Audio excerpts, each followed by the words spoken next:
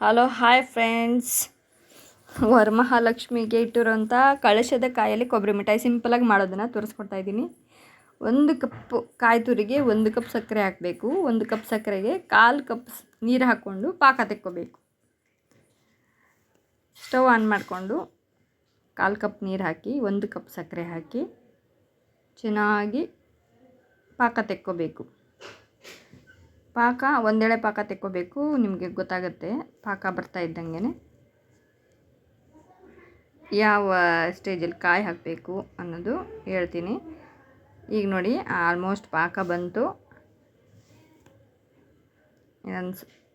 ನಿಮಗೆ ಸೌಟಲ್ಲಿ ಎತ್ತಿ ನೋಡಿದ್ರೆ ಅದು ಬೀಳೋದು ಗೊತ್ತಾಗುತ್ತೆ ಎಷ್ಟು ಚೆನ್ನಾಗಿ ಪಾಕ ಬಂದಿದೆ ಅಂತ. ಒಂದೆಳೆ ಪಾಕ ಬರೋದು ಗೊತ್ತಾಗುತ್ತೆ.